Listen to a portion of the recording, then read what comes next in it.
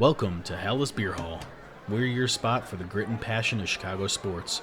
From the gridiron battles of the Bears to the diamond drama of the Cubs and Sox. Grab a cold one, settle in, and let's slapshot our way from the United Center to the Lakeshore Drive. This is Hallis Beer Hall, where the game never ends and the passion never fades. Such a pleasure to see you, especially on a noteworthy event like this one. Big time players make big time plays. I mean, I never heard anybody say I'm going to Cleveland on vacation. I'm not a very good catcher. I'm much better at getting high than getting low. Nice. Fuck yeah. I look rough, boys. I'm sorry. I'm having a day. I'm Same. hungover. I'm drinking again. I just made some coffee. So I got a beer and a coffee next to me. So Cheers to that. cheers. Cheers to the Bears. Here's to the Go goddamn Bears. Bears. Holy Go shit, fucking guys. Bears. God. All right, start the podcast. I already did. Okay. So that first quarter, I was spinning out fast. I was like, I was hungover. I was like, I can't deal with this shitty fucking offense. I can't deal with it. But then second quarter, started getting a little better. And then we have Tory Taylor. He is a fucking beast. What a monster. He was putting the team on his back a little bit. Defense stepped up, huge game. I mean, they always have great games. Our defense is solid as fuck. And then second half, Caleb Williams, DJ Moore connection. Love it. Oh, DJ Moore Swift. being a baller. DJ Moore balling. Swift redemption game. I'm back on the train. Let's go. Him and Roshan could be a sick 1-2 punch. Yeah, I don't know what it was. The play calling seemed way different today, too.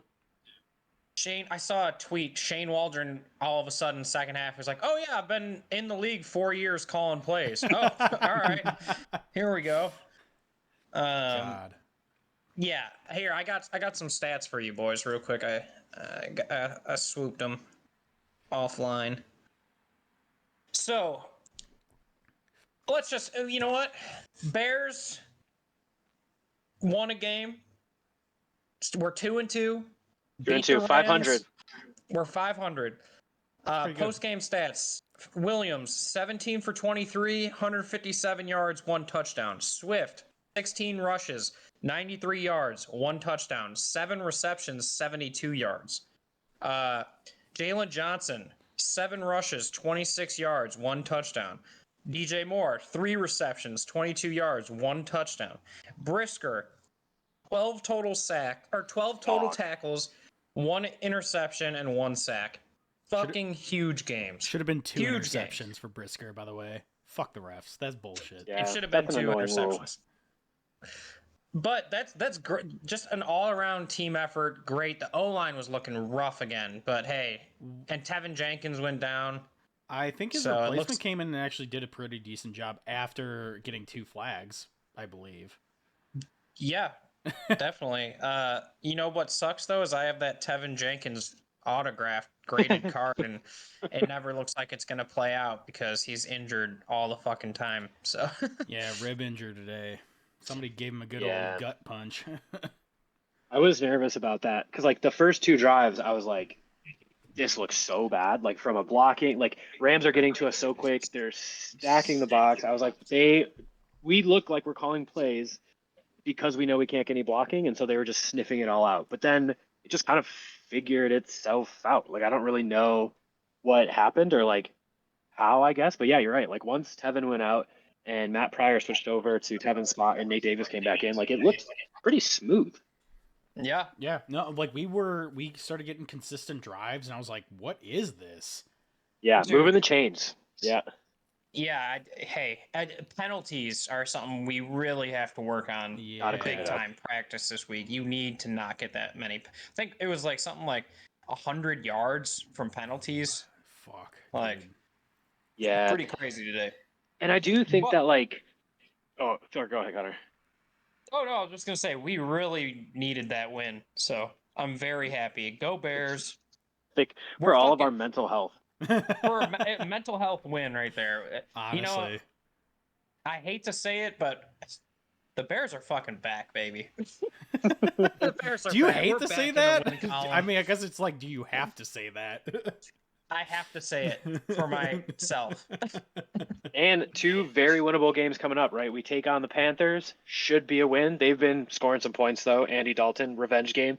But then we take on the Jags in London. So like 2 very winnable games. To go 4-2 would be pretty crazy. I think That'd be Jacksonville massive. was going off today too against somebody. Yeah, they scored 24 points, but they lost. Okay. So Yeah. Same thing with the Steelers, dude. Justin Fields went off today. But he couldn't finish at the He end. couldn't finish it. Justin Fields' Dude, story, unfortunately. that was a muffed nap that fucked him. I don't know if Yeah. you saw that. I didn't but- see it. But so it seems that the Bears, if they score 24 points, they win. I mean, So yeah, because our defense just Magic number. holds offenses left and right, dude. yeah. And was, shout out. Oh, go ahead. I was gonna say the defense was frustrating the shit out of Matt Stafford today. Like he was getting hit and he was looking for flags and he was like on the ground looking up to God like, can someone fucking save me? Like Trevon Dexter is turning into a beast. 3 sacks in his first 4 games in his second year. Like he looks like he's taking the leap. Like this defense is scary. Those are big fucking dudes. And like every play, it looks like they're like in Stafford's face, like trying to bat down the ball. I'm like, Montez Sweat was pressuring like crazy. Yeah. One of these games, we're gonna get one of those crazy like the quarterback throws the ball into the hands and it just pops way up in the air and get a pick 6. It's gonna be wild. Oh, dude, yeah. It's coming for sure. Yeah. But great win. They're very solid. There's been a lot of hate on Caleb Williams. It's like his first 3 games in the fucking league. But this game, he progressed last week. This game was a huge all right. Dude, did you see the audibles touchdowns. he was calling? That was sick. Yep. That was good. It is sick, and I think that'll keep getting better because I think that's part of the issue with like our penalties and like our route running and shit is like there's still a lot of communication issues, and I think it's because Caleb's trying to do a lot, which is good. Like it's just again like this is his 3rd game. Like he's at the line, he's calling shit. Other players might not know what he's calling. Like maybe he's not getting it across the line enough. Like then his cadence is because like Cole Kmet had a couple penalties today. He normally doesn't get penalties. DJ Moore had like that one run towards the end zone where he slowed down and he came out after the game and was like, I didn't really know what Caleb was doing. So like it will all come together. It feels like it's going to be once it clicks though, it's going to be quick. You know what I mean? Like we just have to make it through these growing pains and then like it's kind of all full steam ahead, I think. And just to point out, it's game 4. of You're right. Caleb's career. Yes. But we're 2-2, boys. Also, and this is it feels so much better than 1-3. Yeah. Oh my god. You That imagine? the Bears Twitter would kill itself. Oh yeah. So, what was the it's Bears what Twitter happened. saying earlier? Like in the beginning of the game. It was obvious, like all the penalties, the O-line, all that shit. Shane Waldron's calls in the beginning. It was A lot of Shane Waldron memes. Here we fucking go again, but we pulled through. We fucking pulled through, boys. Good and stuff. I'm proud of us because we did it, not anyone on the field. It was us that did it. And so. It's all of our energy. It was a full team win, though. I mean, special teams balled out. Torrey Taylor has to go to the Pro Bowl. Like, he's the best punter in the NFL. Defense obviously did great. I thought coaching, like, no wasted timeouts, no shitty challenges. So shout out Eberflus, I guess. And then offense. Like, I think the thing that I like, too, is, like, I thought were aggressive in some of their play calls, but at the same time, they did a really good job of protecting the ball. Like Caleb had that one fumble that we recovered, but no picks, no dangerous throws. Like it felt good. Like I was scared that we were going to fuck it up and lose it at the end, but I don't know. Like I feel like I'm starting to build this trust in Caleb where I'm like, he's not going to do something fucking ridiculous. Yeah, I like that he's staying in the pocket a lot too, but there's sometimes where he'll adjust and learn, but it's like there's sometimes where it's like, bro, you just gotta go with your instinct, man. You're thinking about it too much. They were saying it during the halftime show too, and I was kind of seeing that. It's like you're standing in the pocket like a statue, and it's only collapsing around you. Your own line sucks, so like you have to get rid of the ball quick. but it'll Yeah. happen. I mean, it'll happen. It seemed that, like, even though, like you say, he was in there as a statue, it seemed like he wasn't really flustered by standing in that pocket. No, and he looked, he's still composed. And when he's throwing and it gets like knocked out, because that happened like twice, it's like if you would have just, because it was after he already like pumped it once or twice, and it's like, dude, if you would have just let it go on that second one or whatever. But hey, we didn't turn the ball over. We're good. I'm so happy about the outcome of this game. It seems like it was a projection of the season. Like, where are we going to go from this game? It was like, we're either going to be 1-3 and probably heading to the shitter because the media would destroy everyone, or we won today. Caleb's hyping up the crowd as he's leaving. That was beautiful. DJ Moore needs to have a sit down with Caleb and Ryan Poles or something. They need to figure out his attitude because that is definitely a little worrisome. But Yeah, I did. I saw an interview with him after the game in the locker room, and he did, because I was thinking the same thing during the game. I was like talking to Kelly. I was like, "This is weird, man. Like his body language is just not there. He's like slowing down on his routes. Like, is he hurt? Like, what is going on with this guy? Like, he just signed a massive contract extension, but it just doesn't seem happy." And there's all that shit on Twitter of like, "Oh, he's sitting by himself on the bench, blah blah blah blah." But his post game locker room, like little huddle around his locker, he seemed in better spirits. So that gives me a little bit of hope. Like he was talking about how they were like getting on each other during the week and like, hey, you're making this mistake on tape and stuff, and like being a lot more accountable and stuff. So I'm hoping it's just like game face, or maybe he's like hurt or something. Because I agree, like we gotta figure this out. We can't have bad vibes right now. I mean, I think he scored his touchdown and then he was like, okay. Because I think that was a huge part of like, he's like, it's game 4. I haven't scored a touchdown yet.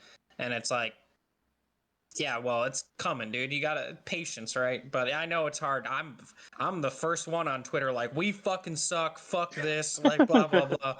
But like, hey, it just feels good. It's, as we were saying earlier, it's a mental health win. It is. It's huge. That's for sure. And I think I really like the progress that Caleb is showing too. Because remember first week, like how many times did he throw it and it like hit a lineman's arm? Like I haven't seen that in the past 2 weeks. Like, so he's changed that. He's like he's still taking some sacks, taking too long in the pocket, but like it feels like a little bit less now. It feels like every week, like it feels like he's so conscious with like what he wants to improve on, and you can actually see that progress. Whereas I feel like in the past I've been like, all right, like this guy's gonna progress, and it's like, all right, we're just doing the same shit over and over and over again. Yep, but he is every game. It's getting like you, like I said, he was 17 for what 23. Yeah, like that's a great pass percentage. I mean he had a 106 QB rating. Pretty good. So pretty good. Yeah. Hey, Bears win, Packers lose, Aaron Rodgers lost, Justin Fields lost. I don't want to root against Justin Fields, but it makes us look better. Us feel better that we moved away from him if he's losing and we're winning. So, Yeah. We're also close on that Justin Fields draft pick being upgraded, because if he plays more than 50% of snaps this year at Pittsburgh, our 6th that we got from him turns to a 4th. So, wait, huge really? for us that he's playing well. Yeah, it was like a conditional trade. Yeah, that's why everyone wants Justin Fields to play. Is like, we want that 4th round pick, sane. So, damn. Yeah, I mean, if you guys had to, go ahead, Hank. I was gonna say it looks like he's not gonna be benched at all. I think he's playing fine. Shouldn't. Yeah, they're playing good. Great game. Yeah. He had like over 300 yards passing, I think. He did that for us like once, maybe twice. And he ran it in for He a got touchdown me like too. 30. Yeah, he got me like 33 fantasy points today. So. I gotta find a new. Anthony Richardson keeps fucking me, dude. I am the worst fantasy player of all time in all my leagues. I'm like 0-4. This is horrible. Oh damn. Yeah, but I like all my players are out. Like I can't really complain. Like at least I like don't have Christian McCaffrey. Shout out Elizabeth. But everyone else I fucking blow. This sucks. Yeah, I'm in 3 leagues. I'm not doing good in one of them, but the other 2 I'm doing decent. You're doing all right. So. You're doing all right this week right now. You're at 83 versus 62 on Christian.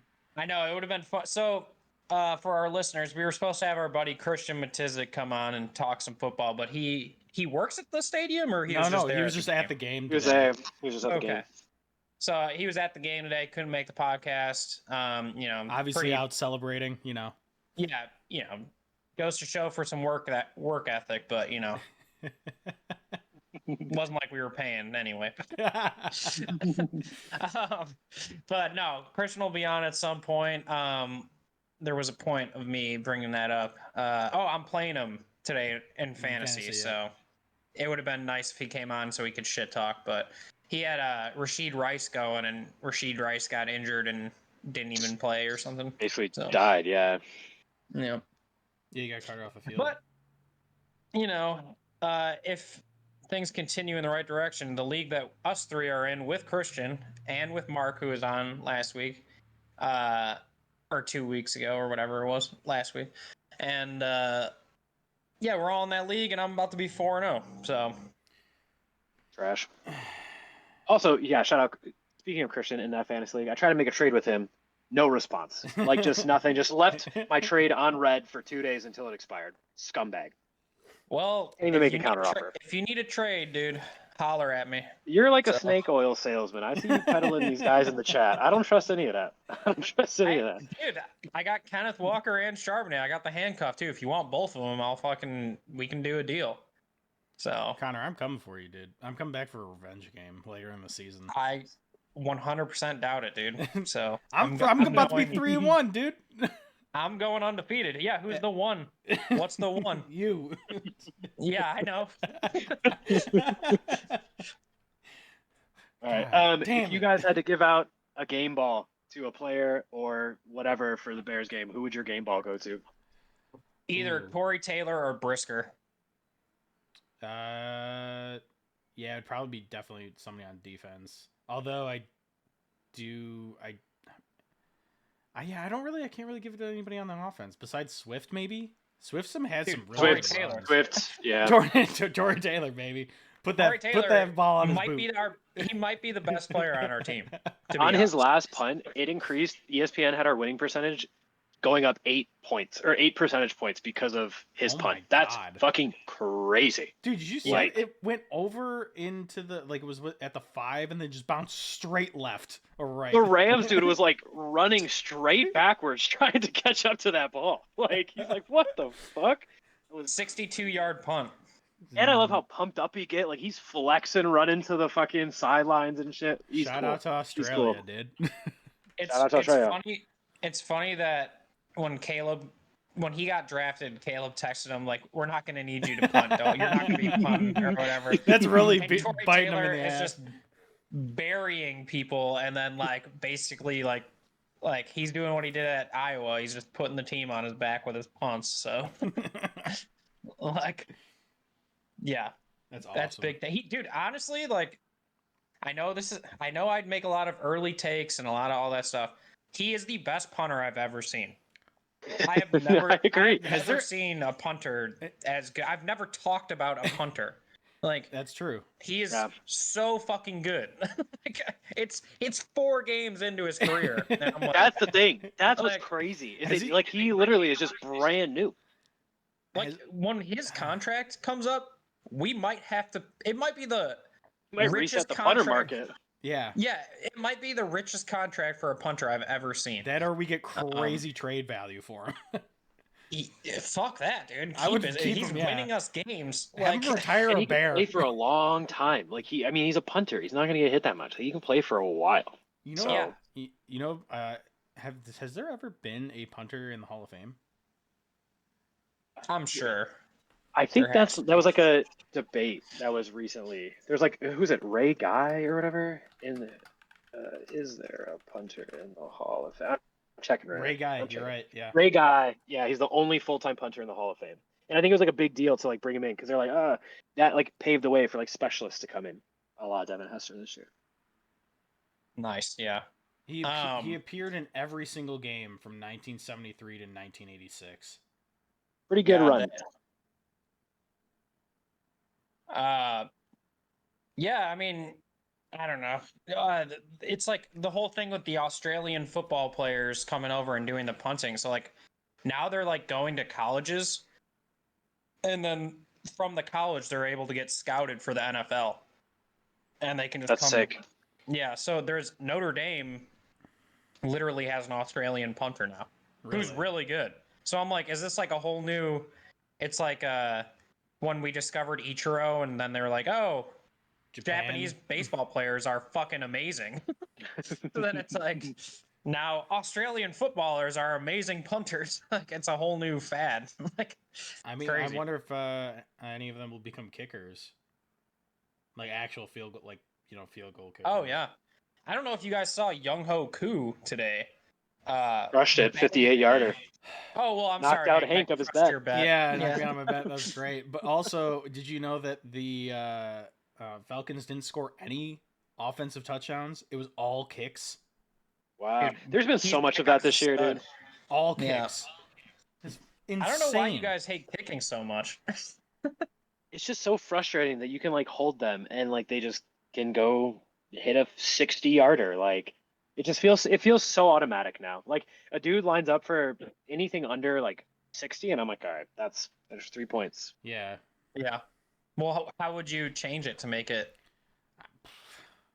I really don't know. They've been doing everything they can to like make them worse. I was listening to Cairo Santos on Cole Kmet's podcast, and he's like, yeah, like they literally like the offense and the defense, like their game balls or whatever, they can practice with them all week and like get them like broken in and stuff.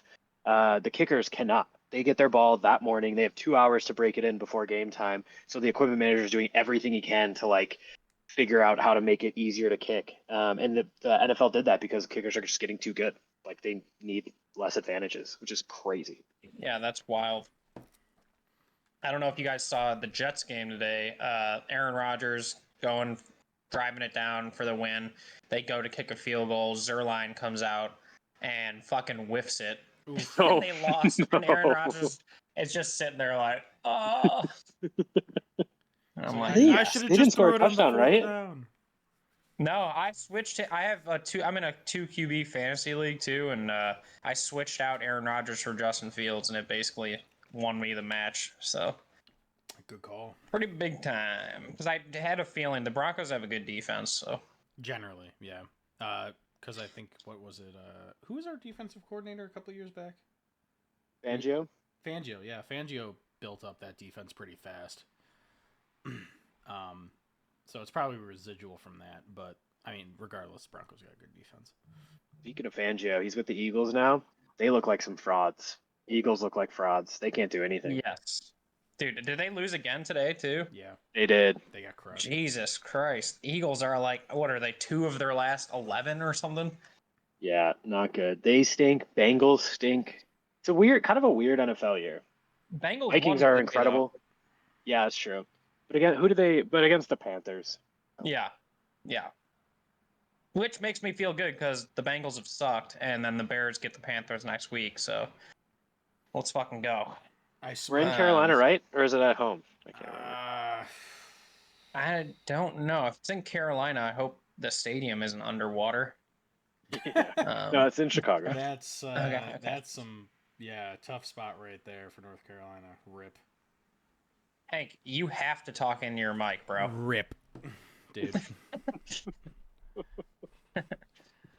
Sorry, I was looking down at my phone. My bad. No, you're good. You're good. God damn it. But yeah, dude, I don't know. How do you guys have any other thoughts about the game? I thought it was just very much needed, and the team looked good, and we have some special players, and then our O-line still fucking sucks. So I'm just happy that we were able to adapt to the first quarter being so bad. It seemed like we were able to pull things together instead of it just collapsing on itself. So overall, I think that was probably my favorite thing out of it, regardless of all the plays and stuff. It just felt nice to watch. I wasn't sitting there just in is it going to be a good play or is it going to be a bad play? I was like, this is a pretty good drive. It seems like it's going pretty good. If they get a stop on second down, I have confidence that we'll be able to convert on third. Yeah, we did that on that touchdown drive to DJ Moore. We converted 3 third downs. I was like, oh, okay.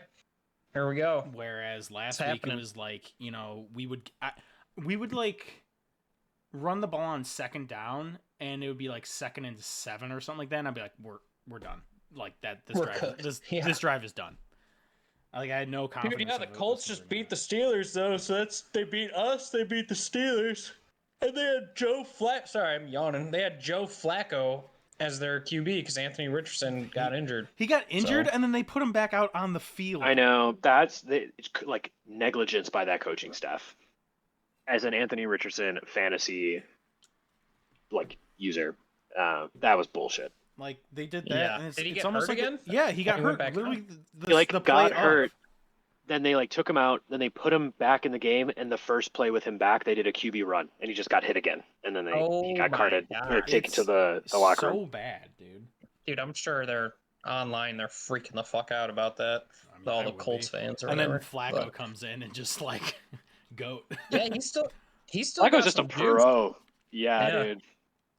Yeah. Old time pro, baby. Bears should have beat him last year, but when he was with the Browns. But we've talked Yeah. about that before. I was nervous because when Richardson was having a bad game and we were playing them last week and we were still in it, I'm like, they're gonna put Flacco in. They just might put up 21 points on us like that. Like, he's a good system quarterback. So Yeah, it seems like Pittman's going to get a lot of usage too now for fantasy with Flacco in. So 'cause yeah, it seems like Anthony Richardson just doesn't throw to Pittman. So yeah, it's weird. Yeah. But yeah, no, good game. I think some other additional thoughts. Khalil Herbert must be dead. Like, I don't know. He's fallen so far out of love with his coaching staff. They might as well just trade him at this point because I think Yeah. Roshan's got that second spot locked up. I thought having Keenan Allen back, even though he didn't get a ton of catches, was huge. Like, really good blocking on the outside. DJ Moore also really good blocking too. Like, even when he was kind of hurt, so it was nice to see that.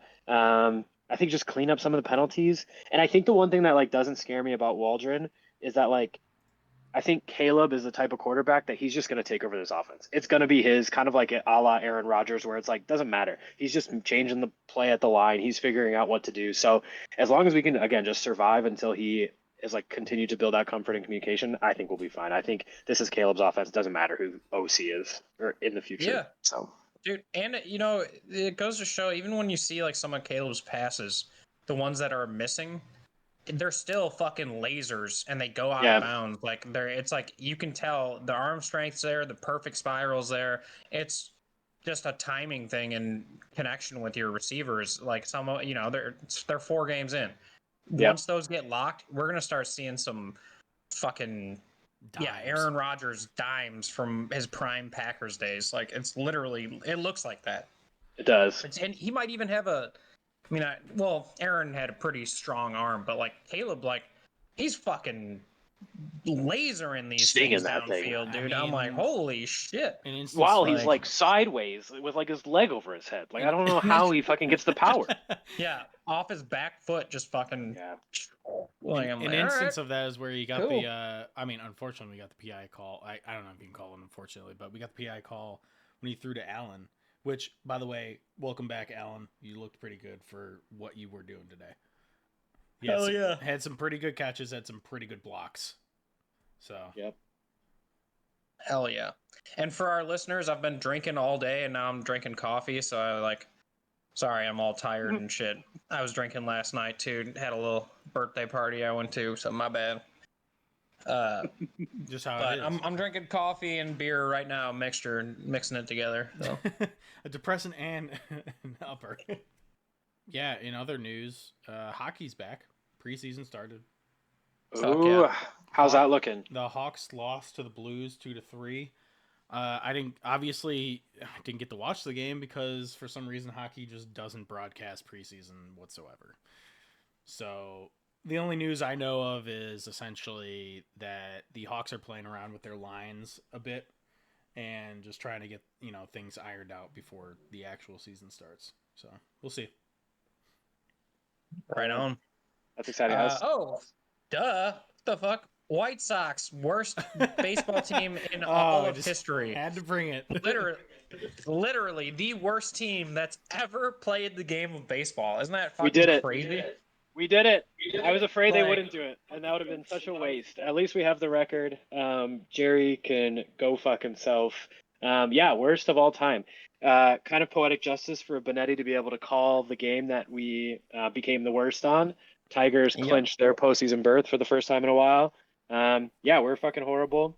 I think Jerry put out like it's going around Twitter right now, but put out this like, hey, like we realize that we're bad. Like we're gonna look at like acquiring more free agents, and we're gonna like look at getting a new head for our analytics department. Blah blah blah. All this bullshit.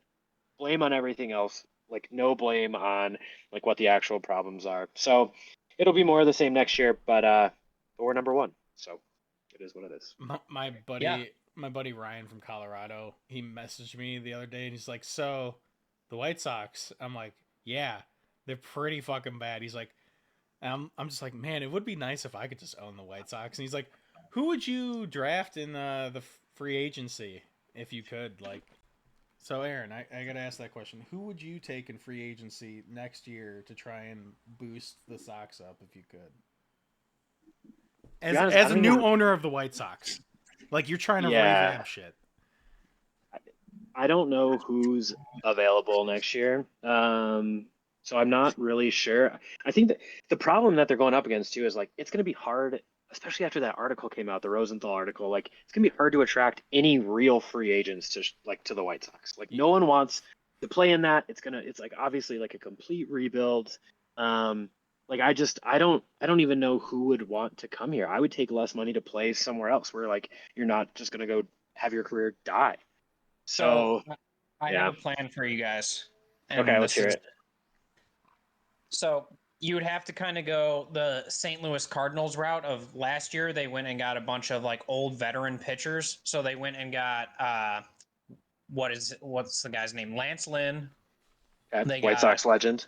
White Sox legend. They got Kyle Gibson. They got Sonny Gray and someone else. So that's what you would have to go do is go get some old veteran pitchers to help the young pitchers coming up in your system adapt to the game. So it's going to train them for the future because you're not going to win next year. It's not like you're going out and signing Juan Soto to come fucking be on the White Sox. So you get a bunch of old savvy pitchers. Then you go get some players that maybe are playing like how you went and got Fetty, then you traded him, but he was doing really good. Go look in the Asian markets. You go to Korea, you go to Japan, you go find some good pitchers. Because they're going to want to come to the MLB. It doesn't matter if your team's shitty, they're still playing in the MLB. It's a step up from playing in Japan. So go get Roki, whatever that guy's name is. He throws 102 miles an hour. Woo. Also, Trevor Bauer. I know, but he was proven innocent in a court. But he's Everything's all still good. a scumbag. Like he doesn't- can be innocent all he is wants. a- He's a he is scumbag. What did Trevor But do? here, your team is so shitty, and he's a fucking stud pitcher. Go fucking get him. He's Make your so team better. cringy. I And don't then- like him, his agent. They all stink. What did Trevor Whatever. Bauer do? You're trying to become a better baseball player or baseball team. So then with hitters, you tried to do some weird shit this year by like getting DeYoung and like, but go get some veteran pitcher or batters that are actually better and just fill some holes and then bring up all your young guys. Like, what are you waiting for? There's nothing like, you know, so That's fair. That's how you get your team back. You go get some savvy pitching, veteran pitching. You go get, and you just bring up all the fucking young guys. That's what you gotta Yeah. do. I agree with that. That it honestly does not sound like a bad plan. The thing that they have to figure out though is they have to figure out like just their organizational structure and like coaching and all that. Because like even in that article, they were saying that their pitchers in the minor leagues, if they had like a high walk rate that year, they would just tell them, "Hey, go work on your control," and then that's all they would give them for the offseason. And it was up to that player to go figure out what's going on with their like they just don't don't do have, like, the anything least in this amount of modern way. scouts. Yeah. Yeah, have- they outsource their analytics. Like they do nothing in Yeah. house. They're just it's just bad. We'll never be able to Yeah. develop, I guess, is the issue, and we've never have really been able to develop. Like that's been such a massive hole for the White Sox. Like they drafted okay, especially under Rick Hahn, and then like just can't get them to that next level. And then they move on to other teams and do pretty good. So yeah. Well, all right, and then Cubs didn't make the playoffs. They are a huge disappointment. Not as bad as the White Sox, but we're in the same fucking spot. So, it's now what 7 or 8 years we haven't made the fucking playoffs. That fucking sucks. Derrick Rose retired. Oh, Legend. One of my favorite players of all time. Aaron, you were at the game when he hit the 3-pointer over Tristan Thompson. crazy. Legendary moment. Saw Joakim Noah posted a nice thing about him on Instagram, and that just made my heart swell. But D Rose, legend. Congratulations on retirement. It's the major story of what could have been, but he still went out and scored 50 points on Minnesota and played for 16 years or whatever it was. So Yeah. it's pretty good career. Yeah, I was gonna say pretty good long career. And Kyle Hendricks so just loved. probably so loved. Yeah, Chicago kid. Would have loved to see the Bulls sign him for a day and have him retire a bowl or something, but Jerry Reinsdorf owns that team too, and they're gonna fucking suck this year. So, but yeah, Kyle Hendricks pitched his last game as a Cub probably. So Is he that out? sucks. He pitched a gem too, 7.1 innings, 2 hits I think, and 2 walks or something. It's pretty good. Good way to go out. Yep. But yeah, Cubs will be better next year. We had fucking Jed Hoyer on the broadcast being like, well, when you don't make the playoffs, it's a disappointing year. And it's like, you built the fucking team, you moron. What the fuck? You had all these expectations. Go do you fucking Jesus. Sometimes Is there anyone you're targeting for like a Cubs free agency? I want that Japanese pitcher, Roki or whatever his name is. He throws gas. And then we already have Shota Imanaga and Seiya Suzuki. So it's like, dude, come on in. You will have people here to support you and can help you out adjusting to Chicago life. Let's go. Let's fucking win some games. It's basically Celtic FC of the United States. They got Ange Postecoglou, who came from the Japanese league, brought all these players over, and then they started winning all these championships again. So, Cubs, Celtic FC, there's a connection there. Catholic podcast, it all comes together. So, yeah. Nice. Aaron's just like, I have no idea what the fuck. But yeah, and then go get Juan Soto. I mean, fuck. The Cubs have so much money. Just fucking do something. Go get some studs. Like, what are we? We have a good base of our team. We have a bunch of young guys coming up who are studs. Just a bunch of hot young boys. Like, also, I feel like it's very like it's risky, right, to spend a lot of money on a player, but like the Cubs have such a big fan base, it's just gonna get people so excited, jersey sales, all this type of stuff. Like, it's not as big of a risk as like a smaller market doing the same thing. So yeah, but you can't miss the playoffs 7, 8 years in a row. Like, for sure, too big of a team for that. Like, you won a World Series in 2016. Shut the fuck up and go win another one. You know, like, the fuck are you doing? You're jerking all your fans for all their money. Like, or I guess getting jerked by your fans for their money. That's what Jerry does every year. Yeah, that's true. Well, hey, if Jerry wants to be the fucking Oakland A's of Chicago, he's on his way, dude. So. I'm curious on if like owners of baseball, all of them will be like, hey Jerry, you need to get the fuck out. But other owners do the same shit. I know, yeah, but like not as bad as fucking Jerry. I mean, Oakland just moved because they don't give a fuck about their fans. You know what I mean? Like, I don't. You are right. Oakland, dude. There's no one there to keep anybody accountable because sports are just a fucking monopoly, right? They're just all making money for each other. Yeah, they just took all the chairs. Like, the fans were taking all the chairs out of the stadium. The groundskeepers were giving out water bottles of dirt. Yeah. I saw a story on Twitter that 6 security guards were chasing a guy who was taking a chair out. And it's like, all the fans are taking chairs out. why you're chasing one dude like over a stadium that's done. Like, I don't know. It's Yeah. just like ridiculous. Like, why do you care? You also have no job soon, so just leave. Yeah, there was a bunch of sad shit with that, but hey, all the Oakland teams moved to Vegas. Golden State being the only one that moved to the Warriors moved to San Francisco. You know, so Oakland is just a barren wasteland right now. So for sports. So That's unfortunate. Yeah, sucks. yeah. Sorry, I don't have the juice today. I think my brain's all fucked up. You're all brain fogged. It's crazy. I feel like after games, it's such a come down because like it's such a roller coaster while watching it that the like emotions afterwards are I'm so like I'm high. ready for a nap, dude. Like Yeah, and I've been drinking. That's not that doesn't help. not helping. But it's a Excited beautiful for Arizona day out. though.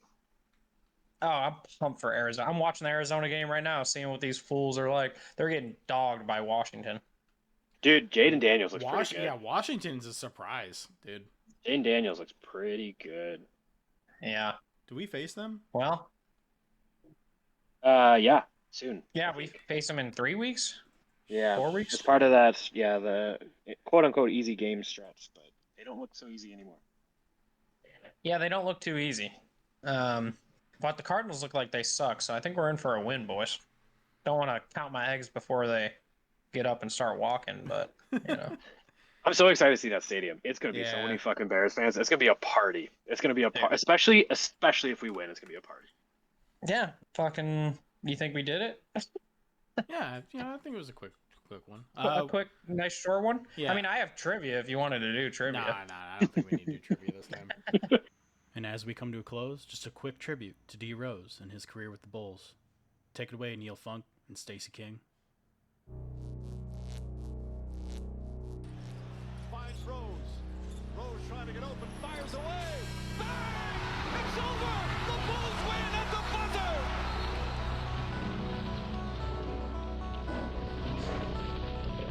Really guarding Dent, but he's well away from it. Rose crosses over the fadeaway. I missed the back and kissed myself. MVP time. Windy City Assassin does it again. Turnover. Oh, this is trouble. Stop it! I want to go higher. That's what I'm talking about right here. That's your point guard, Neil Funk, going up stairs to get that ball. Woo! That an elevator? That was an elevator all the way to the top floor, to the penthouse. Here it is right here. Watch, it gives it up early. Now watch how high he gets up here. I want to go higher. Bam! That's what I'm talking about, D-Rose. Show him how it's done. Forget Blake Griffin. We got D-Rose. Well, a lot of things happen today. Sometimes life deals you bananas, and you gotta just say, "Fuck it, I'm gonna eat that shit." I'm not touching it. Cut it. Cut it. We're cutting it. We're done. I had to tie that in. We're out. And they were all great. And they were all thrilling. And they were all dramatic. But you know what? Get big, get tough, and get fucked. Too bad we couldn't have had Hot, juicy cake takes. You know what I'm saying? Yeah, that's some fine. hot cakes on the griddle. You know what I'm saying?